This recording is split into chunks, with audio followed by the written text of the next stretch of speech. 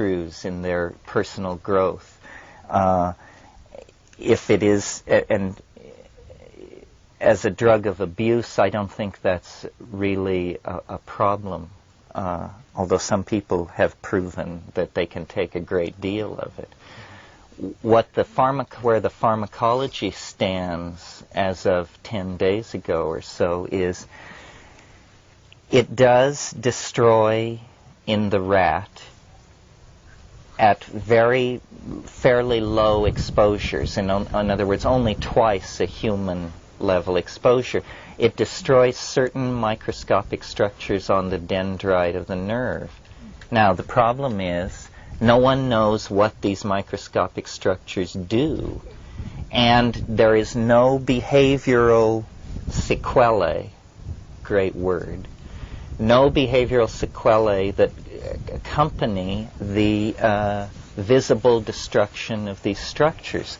So there are three possibilities, or there are several possibilities. One is that whatever the structure on the dendrite is, it is not important past puberty. Think of it as a scaffold around a building, which once erected, the scaffold remains but is not performing any function. Therefore, this destruction that we see is not a problem. Or it may be that it's cumulative over a long period. What it basically does is it seems to show aging of brain structure very rapidly. At 120 days, again in the rat, there's no reversal of this. At 240 days, there's no reversal of this. So, but there is another drug, I think it's called fenfluridine, that is used to manage psychotics, and it also destroys in exactly the same way the very same structures. And it has been used with impunity in mental hospitals for 15 years. So what I say about MDMA is that a prudent course would be to wait and see. If it's really bad, they're going to find out. If it remains in this somewhat nebulous place, well, that means the people who think it's bad are actually losing ground. As a general rule, I never was very excited about MDMA because I'm just very suspicious of synthetics. And one of the things that is really terrible about the cultural climate that we're operating in was, here was MDMA, a drug with an apparent potential in psychotherapy that actually became popular in psychotherapy. And because there was no process for legalizing it, it was never tested at all. That's what the FDA gave us with Adam, was an utterly untested psychoactive drug because they refused to test it. So the fruits of ignorance are dendritic ablation in this case.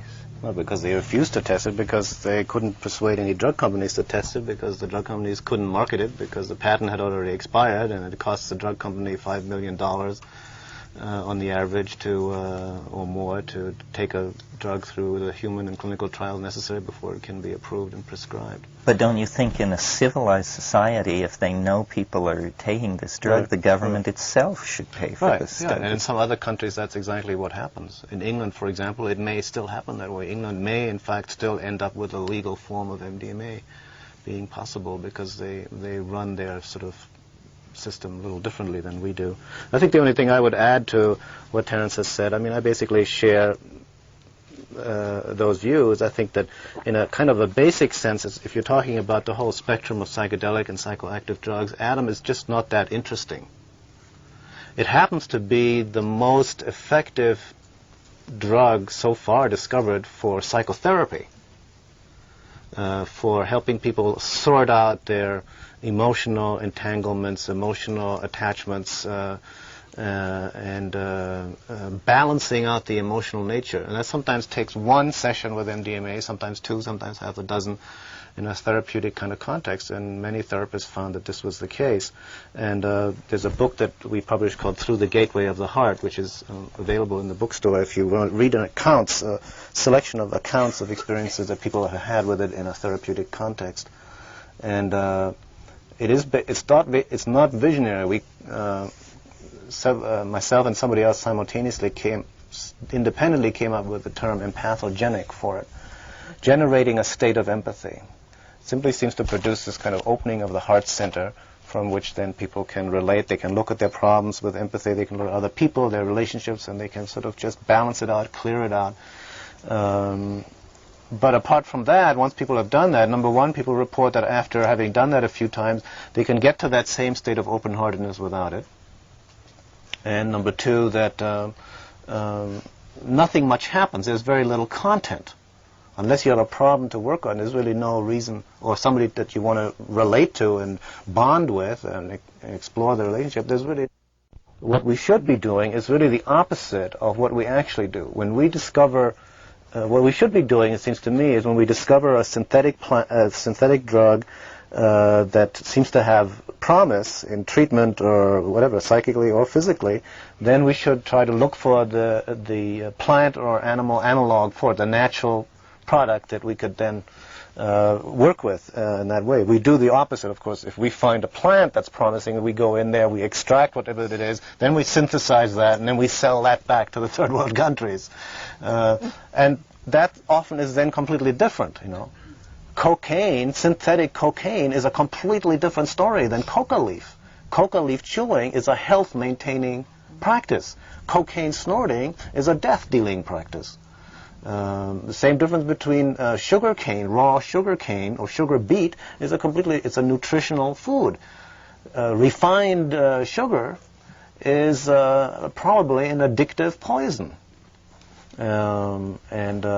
So I see the MDMA has a potential, in the use of therapy, and